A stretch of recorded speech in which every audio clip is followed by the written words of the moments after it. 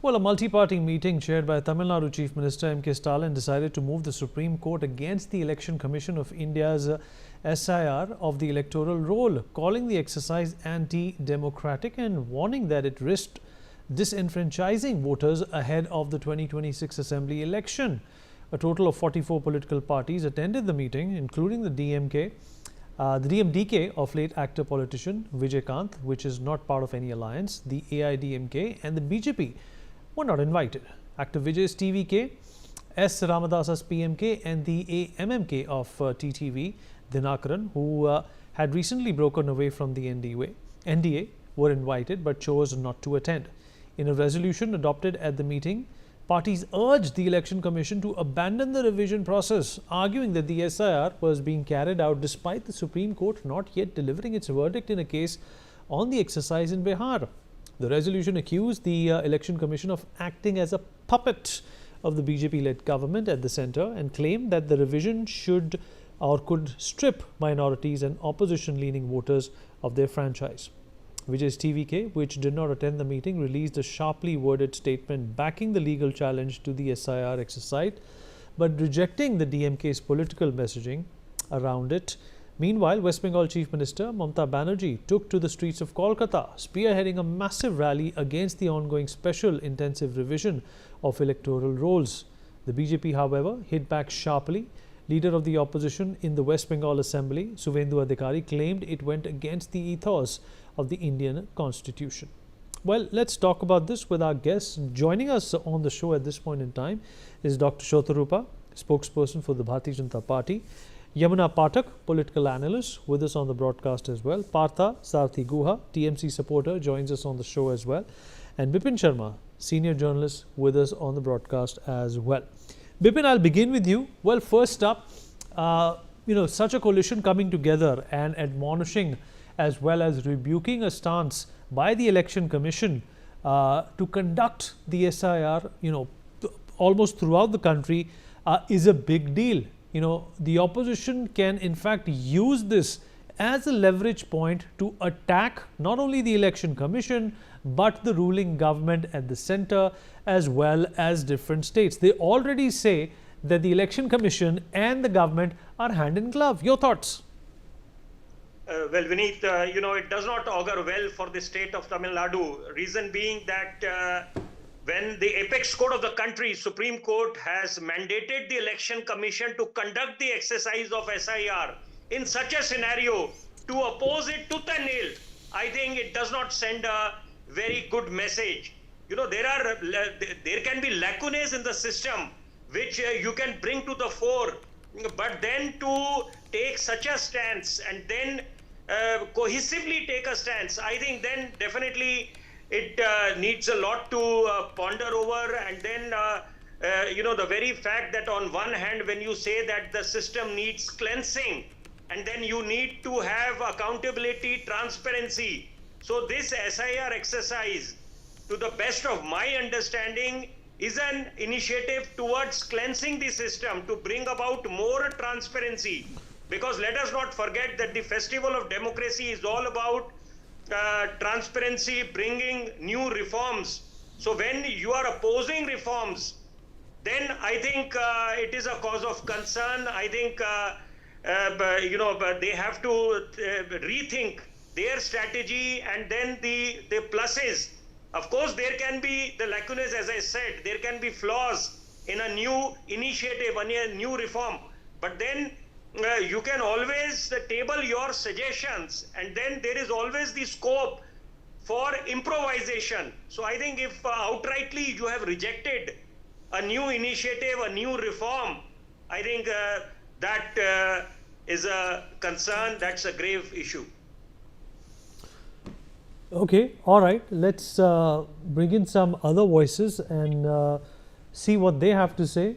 Partha Guha, how do you respond to what Vipin Sharma has said? And the SIR is going to be conducted in various parts of the country at this point in time. Well, what the Election Commission is saying, that this is a potent exercise. It is going to fish out all the illegals. It's going to establish some sort of a calculation whereby authentic voters will be able to cast their mandate.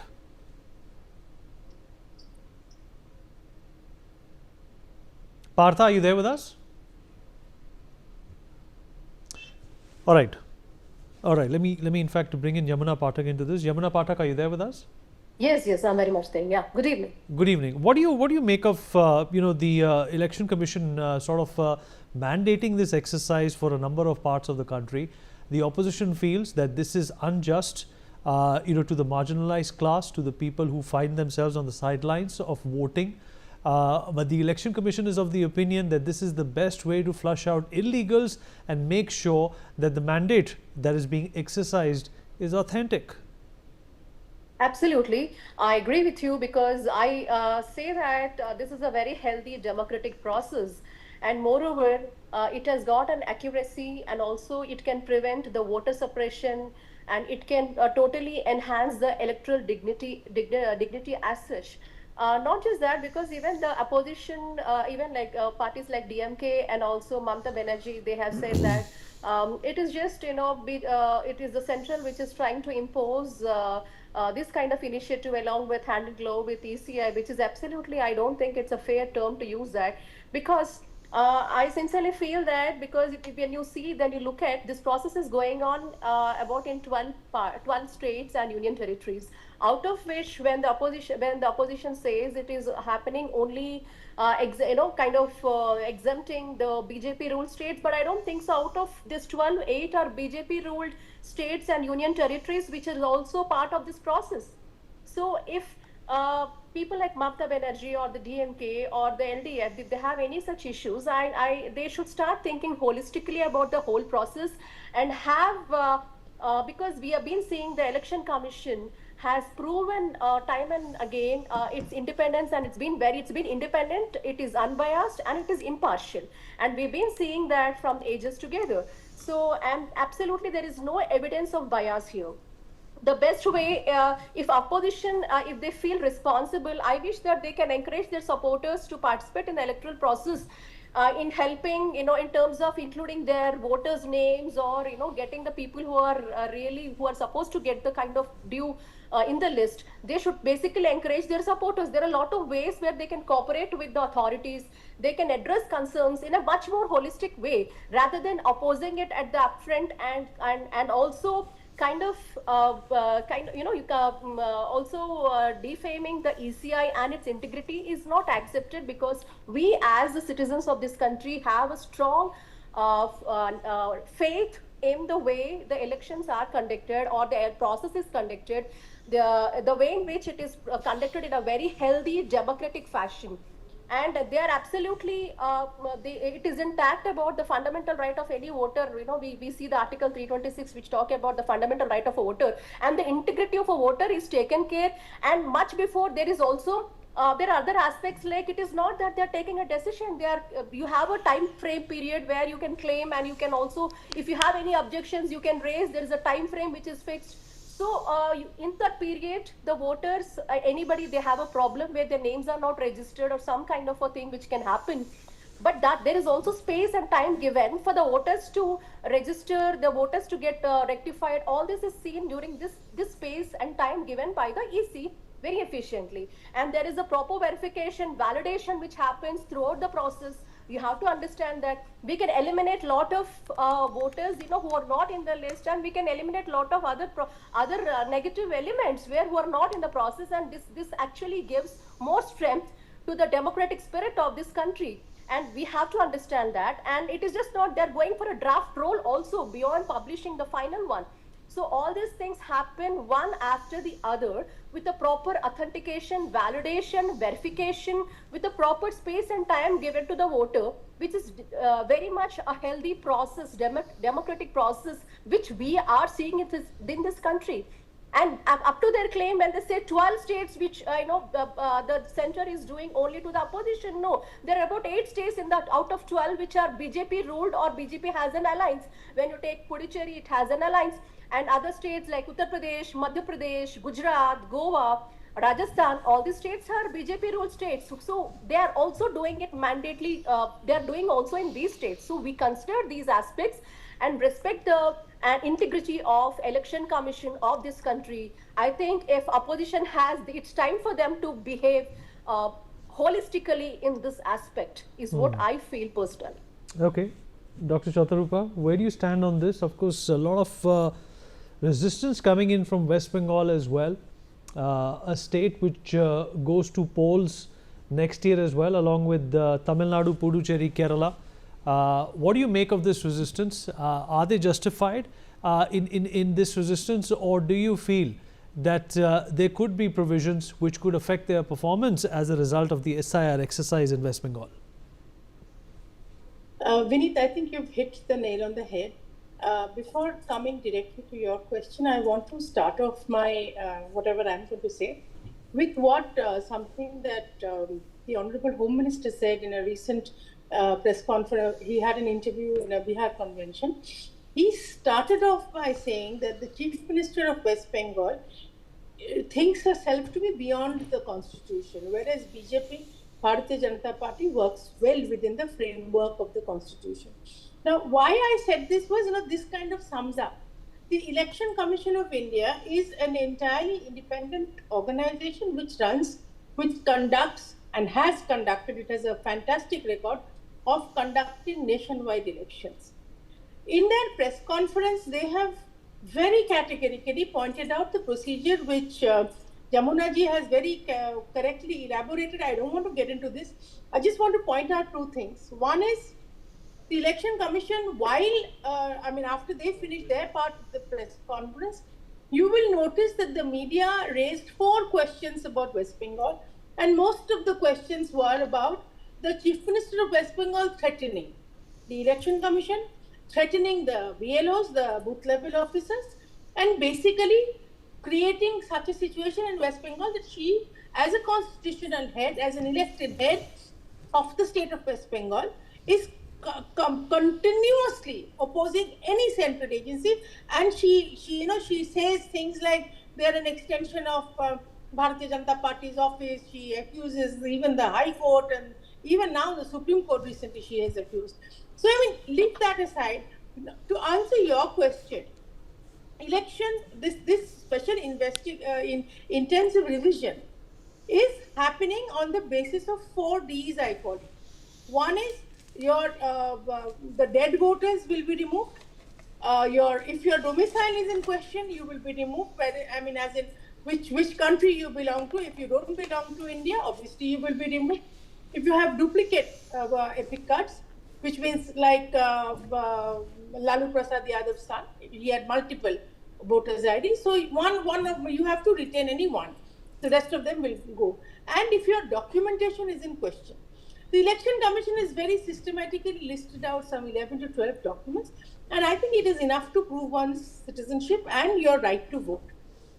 Having said this, now to answer your question directly, Vineet, if most of Trinamool's voters, especially in West Bengal, are, since I am talking about West Bengal, are included in these, they've been winning on the basis of false voting by dead voters, of questionable voters who have come across the border, who have multiple voting IDs, then obviously their results might come into question.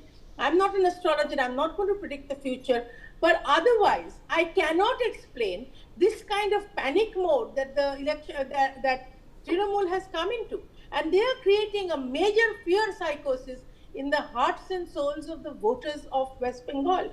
They are going around spreading lies. They are accusing the Election Commission. They are threatening the booth level officers. They are threatening to tie up BJP leaders to trees and thrash them. This is the kind of, they're threatening of some kind of bloodbath in West Bengal. This is the kind of fear mongering that they have been doing constantly here.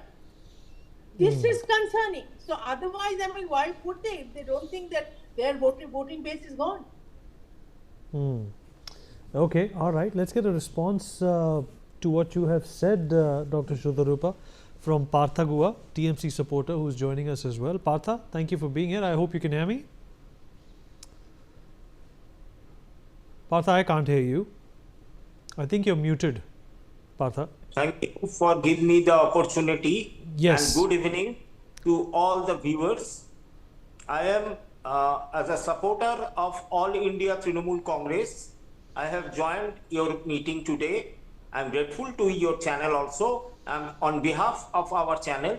And what is the question, sir? Well, we are talking about the SIR exercise. The Election Yeah. Commission mandates that it is an important one to do so.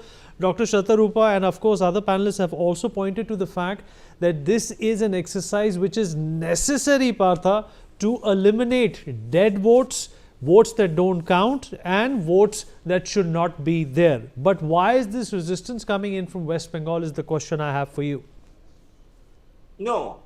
First of all, you have to see that resistance coming from West Bengal because we are living in a state led by Mamata Bandyopadhyay, a Democrat.